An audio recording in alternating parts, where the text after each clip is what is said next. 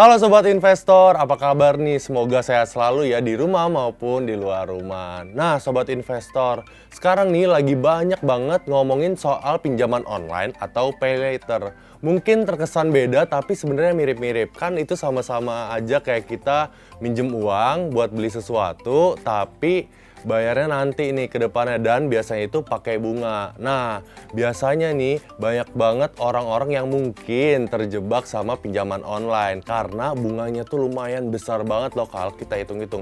Apalagi kalau misalnya kita bayar itu nunggak. Misalnya kalau misalnya bayar tanggal 15 nih, terus ternyata lewatnya sampai 10 hari atau mungkin sebulan itu bunganya bisa besar banget. Nah, bahaya banget kan buat teman-teman yang nggak tahu caranya manage uang. Nah, kebetulan banget hari ini gue bakalan mengundang nih temen gue yang pinter banget kebetulan cara manage uangnya. Dia tuh udah pengalaman banget deh pokoknya. Jadi kita bisa sharing-sharing. Nah, sementara itu gue WhatsApp dulu ya. Semoga orangnya cepet bales.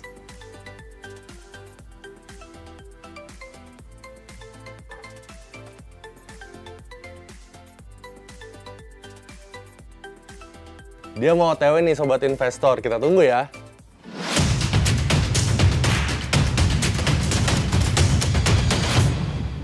Nah, Amel kayaknya udah nyampe deh. Mana ya orangnya? Oh, Mel, sini. Hai, Vo. Hai Mel, ya ampun. Susah nggak cari tempatnya? Lumayan sih. Lumayan ya? Nyasar-nyasar tadi. Sempatnya ya, padahal di pinggir jalan, tapi tetap nyasar aja. Oh ya, Sobat Investor, ini tadi temen gue yang gue bilang, Amel yang udah berpengalaman caranya manage uang tuh gimana sih dengan bijak. Hai Sobat Investor, apa kabar nih Sobat Investor? Semoga Sobat Investor selalu sehat ya. Nah, Amel itu dulu punya pengalaman nih soal pinjaman online atau pay later itu sendiri. Nah Mel, boleh diceritain nggak sih? Ya dulu juga aku pernah nih Vo, pakai pay later. Pas itu keuangan aku tuh jadi berantakan. Karena kan kalau kita pakai pay later, itu kalau kita nggak bayar, bunganya kan makin besar ya. Oh, makin lama makin Iya. nambah ya. Waktu itu sempet gak sih Mel kayak kamu telat berapa hari, oh jadi wah bunganya segini gitu. Iya, pernah aku telat sebulan. Oh, Iya, telat jadi sebulan bunganya ya? makin besar. Wah Iya. misalnya kalau kita cuman dendanya misalnya 7.000 per hari 1.000 aja, lumayan juga ya. Iya. Sebulan 30 hari, berarti bisa 37.000 ya habis. Iya. Dan itu bisa buat satu kali makan. Waduh sayang banget deh pokoknya. Nah kalau gitu Mel, kan kamu udah nggak lagi dong Iya, sekarang. iya. Nah gimana sih sekarang kamu untuk manage uang? Karena aku tahu banget nih kamu tuh pinter juga kan manage uang sekarang gitu dibanding dulu. Iya. Nih Sobat Investor, hal utama adalah kita tuh harus mengetahui anggaran yang kita miliki. Kita perlu mempertimbangkan semua uang yang kita keluarkan, seperti belanja, makan, bayar cicilan, transportasi, dan lain-lain. Gitu, Vo. Nah, tadi kan kamu bilang ada belanja, makan, transportasi. Nah, untuk belanja atau makan sendiri nih, kamu ada targetin untuk habis berapa nggak sih? Misalnya di bulan ini, oh belanja kayaknya ini aja deh, atau barangnya ini aja deh. Nah, kalau makanan juga kayak makanan segini aja deh. Ada nggak sih kayak gitu? Iya, sebelumnya aku punya, kalau untuk belanja, aku tuh catetin apa aja yang aku butuhin gitu.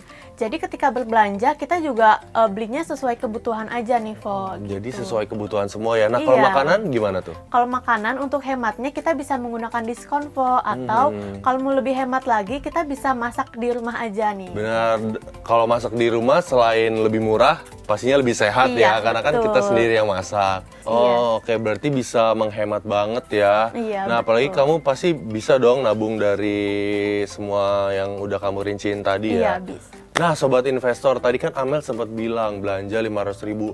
Kadang gini ya, apalagi misalnya cewek-cewek dong pastinya susah banget nih buat nahan. Aduh, pengen belanja ini, ngeliat tas lucu, pengen ini. Padahal nggak butuh. Nah, gimana sih Mel caranya buat bijak untuk kita belanjain uang kita? Nah, kita juga berbelanja harus strategis dan hemat nih. Kita harus memanfaatkan diskon ketika berbelanja. Dan juga kalau berbelanja nih Sobat Investor, kita harus sesuai kebutuhan ya, jangan hanya keinginan kita aja. Nah, bener tuh. Kadang kan kalau misalnya kita lihat, wah ada kaos kaki lucu, padahal kaos kaki udah punya 10, beli lagi, akhirnya numpuk dan nggak dipakai. Kan sayang juga ya, kadang kan kita juga buang-buang uang cuma buat beli barang yang nggak dibutuhkan. Nah Mel, tapi biasanya kan kalau cuman kayak mikirin kebutuhan sama keinginan susah. Ada cara lain nggak sih yang kamu tahu buat kita nahan supaya nggak belanja? Nih, aku punya tips menahannya pakai metode 15 menit nih, Vo. 15 menit maksudnya Iya, gimana tuh? jadi kita tuh harus menunggu 15 menit sebelum kita berbelanja. Itu digunakan untuk kita mengetahui apakah keinginan kita yang kuat ini akan hilang atau enggak gitu. Oh, jadi bener-bener aku baru kepikiran nih, karena kan misalnya kita lihat barang, lucu nih pengen beli gitu. Nah, cara kita nahannya itu nunggu aja 15 menit dulu kemana-mana muter-muter dulu ya. Iya. Berarti siapa tahu tuh barang nggak jadi kebeli karena Iya, ngeliat barang lain, iya. jadi udahlah nggak usah beli semua aja. Nah, pinter juga ya Mel ya cara ngatasin ego kita supaya nggak belanja banyak. Tapi kalau ngomongin soal belanja ini, kamu lebih seringnya belanja online atau belanja langsung? Belanja online karena Belanja karena online. di online tuh lebih banyak diskonnya. Nah Mel, misalkan kalau tadi mungkin kita ngomongin soal belanja langsung ya, tapi kan sekarang ada belanja online.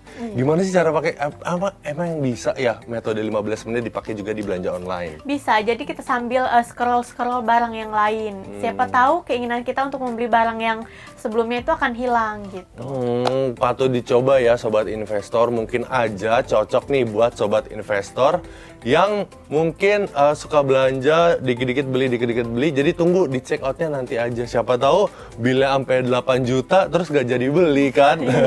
Nah tadi kan ngomongin soal udah belanja nih buat kebutuhan sehari-hari, makanan, transportasi, dari semua ini apakah ada dana terselip untuk nabung? Ada dong. Oh ada? Iya, kita perlu menyisihkan uang nih, karena kan kita nggak tahu ya ke depannya ada kemungkinan yang terburuk apa yang terjadi gitu.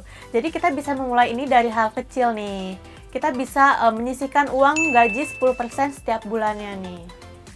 Jadi dengan gaji 10% itu pokoknya kita kekumpul buat dana darurat yang misalnya keadaan tertentu. Nah Mel, boleh tahu nggak sih biasanya keadaan mendesak apa yang kita bisa untuk pakai dana darurat itu?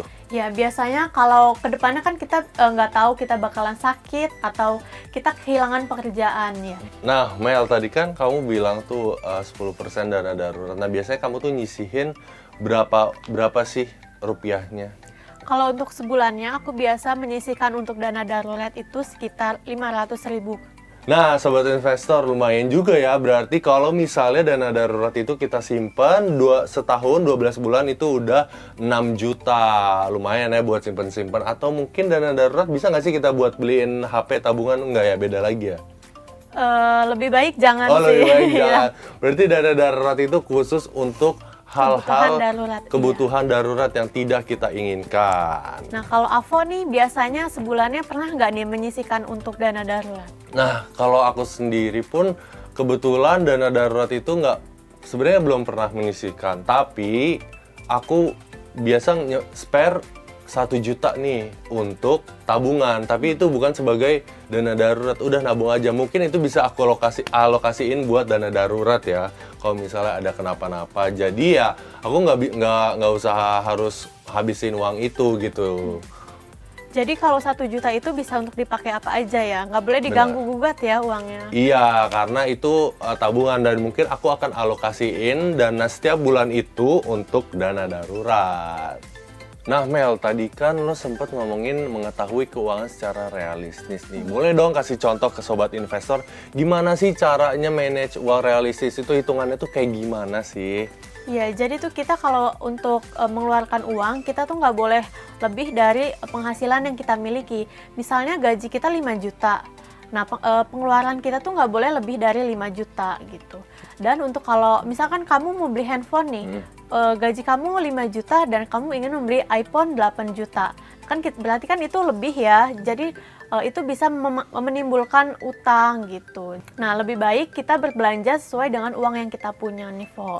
Berarti bener ya, misalnya kalau gaji kita 5 juta, kan kalau aku nih ngekos nih, kalau Amel kebetulan kan nggak ngekos ya, ada Iya. rumah ya, jadinya uang dana kosannya nggak ada. Nah kebetulan kalau aku ada kosan yang harganya 1,5 juta. Nah itu 5 juta dikurangin dengan 1,5 juta sama dengan 3,5 juta. Berarti aku punya uang 3,5 juta untuk aku simpen. Nah, tapi aku harus sisiin 10%-nya dari 5 juta tadi, berarti 500.000. Berarti sisa uang aku tinggal 3 juta. Nah, aku pepet-pepet ini makan selama 30 hari sampai gajian nanti lagi itu 50.000 sehari. Nah teman-teman juga kalau misalnya makan ya udah nggak perlu heboh-heboh lah ya. Misalnya pagi 10.000 untuk sarapan, 20.000 untuk makan siang, dan 20.000 lagi untuk makan malam. Dan kalau minumnya kalau bisa bawa sendiri ya biar Iya, lebih biar lebih hemat hemat. gitu. Tuh. Nah jadinya 50.000 dikali 30 itu sudah jadi 1.500.000. Berarti aku masih punya sisa uang 1.500.000 lagi. Nah kalau tadi Amel bilang 500.000 itu bisa untuk belanja, berarti aku coba spare 500.000 lagi untuk aku belanja juga nih. Berarti sisa uang aku 1 juta. Nah itu mungkin aku bisa pakai lagi untuk misalnya nongkrong-nongkrong di kafe, atau mungkin jalan-jalan wisata. Mungkin kan kita setiap weekend suntuk ya. Nah kalau cara Amel sendiri kayak gimana tuh? Nih, kalau aku dengan gaji 5 juta, aku sisihkan, pertama nih aku harus sisihkan untuk tabungan dulu nih sebelum Tabungan. aku. Berarti ada tabungan. Kalau aku tadi nggak ada tabungan, lanjut lagi Mel. Iya, aku harus menyisihkan uang untuk tabungan sebelum uang aku dipakai untuk yang lainnya gitu. Dan kalau untuk belanja, aku tuh sebulan 500.000. 500.000 berarti udah 4 juta. Oh iya, tadi berapa tabungannya? Tabungannya 1 juta. 1 juta, berarti 4 juta dikurangin 500.000 lagi tadi berarti 3.500.000. Iya. 3.500.000. Nah, untuk makan biasanya aku tuh sehari 50.000. 50.000 juga ya, berarti Iya. kita sama aja ya Iya. mepet-mepetin uang makan ya. Berarti tadi hitungannya 1,5 dikurangin 3,5 juta sama dengan 2 juta. Sisa 2 juta nih Mel. Iya, biasanya untuk 2 juta itu 2 juta. aku kalau untuk holiday gitu sama temen-temen hangout gitu, itu aku biasa sekitar 500.000 Oh, juga 500.000 sih. Iya. berarti masih ada sisa 1.500.000 lagi untuk kita pakai. Nah, 1.500.000-nya lagi ini untuk apa nih? Nah, sisanya ini aku sisihkan untuk dana darurat nih, Vo. Jadi dana darurat sama tabungan aku itu beda. Iya. Oh, berarti Amel itu membedakan dana darurat dengan tabungan ya. Nah, ini cukup pintar ya menurutku sobat investor. Jadi kalau misalnya kita mau nabung, berarti kita nabung untuk mungkin beli sesuatu ya. Iya. Atau ingin melakukan sesuatu. Tapi kalau dana darurat memang yang benar-benar kita pakai dalam keadaan mendesak. Nah, itu tadi kita udah bahas banyak banget kan sobat investor. Pertama, mulai dari gimana caranya kita memanage uang ya, gimana caranya kita merincikan dana kita secara realistis. Yang kedua, Berbelanja secara strategis dan hemat. Berbelanja kita, secara kita harus memanfaatkan diskon. dan dengan metode-metode yang tadi udah Amel kasih tahu ke sobat investor. Dan yang ketiga, tadi kita juga udah bahas tentang dana darurat yang sangat penting nih sobat investor. Mungkin hal kecil tapi bisa berdampak besar untuk kita ke depannya. Nah, sobat investor, tadi itu kita udah banyak bincang-bincang tentang caranya memanage keuangan bersama Amel. Cuman ya doang nih Mel. Iya, dan sobat investor, semoga tips dari aku dan Avo bisa bermanfaat untuk sobat investor dan dapat diikuti ya. Pastinya, karena walaupun kecil tapi dampaknya sangat besar ya untuk kedepannya. Oke, kalau gitu gue Foesto. Aku Amelia. Sampai jumpa.